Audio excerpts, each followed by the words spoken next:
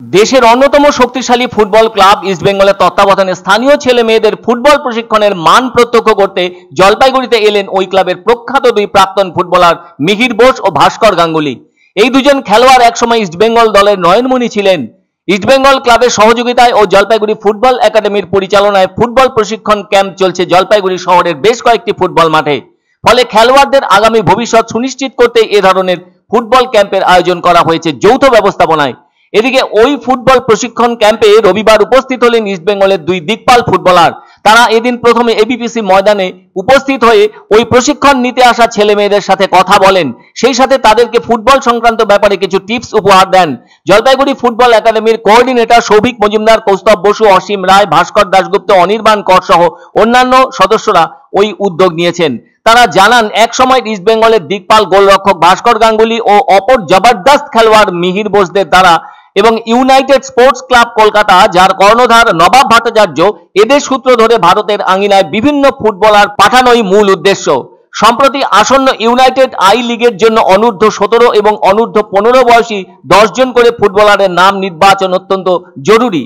যারা ওই দুই বয়স বিভাগ থেকে নির্বাচিত হয়েছে তাদের নাম নথিভুক্ত করেছে অল ইন্ডিয়া ফুটবল ফেডারেশনে, কেননা তারা খেলবে ইউনাইটেড স্পোর্টস ক্লাবের হয়ে, যা একটা গুরুত্বপূর্ণ ধাপ বলে মনে করা হচ্ছে। জলপাইগুড়ি শহরে ফুটবল প্রশিক্ষণ ক্যাম্পে আসা ইস্টবেঙ্গল দলের প্রাক্তন অধিনায়ক ভাস্কর গাঙ্গুলি ছিলেন একসময় দক্ষ গোলরক্ষক। 1982 সালে এশিয়ান গেমসে অংশ নেওয়া ভারতীয় ফুটবল দলেরও অধিনায়ক ছিলেন তিনি। ভাস্কর গাঙ্গুলি 1976 থেকে 1989 সাল পর্যন্ত, আবার 1991 থেকে 1992 সাল পর্যন্ত খেলেছেন। বলা যায় সর্বকালের অন্যতম সেরা গোলরক্ষক হিসেবে স্বীকৃতিও পেয়েছেন। সেজন্য 2019 সালে East Bengal life time achievement award পেয়েছেন তিনি।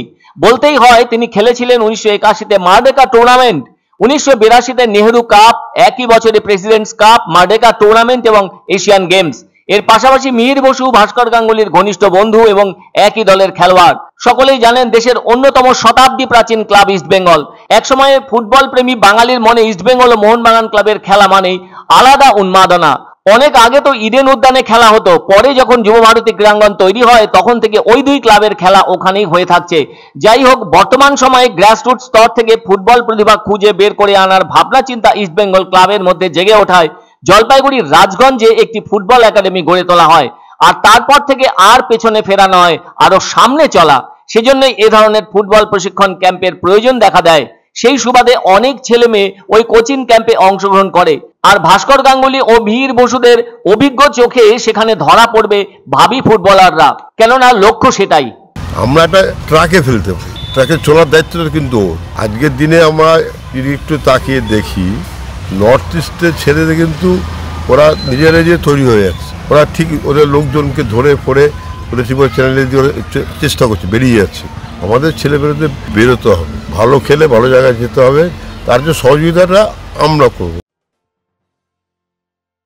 শুভ সংবাদ, ভারত বিখ্যাত জ্যোতিষ হৃদয়ানন্দ শাস্ত্রী এবং জয়িতা শাস্ত্রী আগামী 11 সেপ্টেম্বর বুধবার এবং 12 সেপ্টেম্বর বৃহস্পতিবার জলপাইগুড়িতে যৌথভাবে ভাগ্য বিচার করতে আসছেন। সান হোটেল ডিলা প্রীতম, কদমতলা, জলপাইগুড়ি। বুকিং এর জন্য ফোন করুন 8240020078 এবং 9830667887 নম্বরে।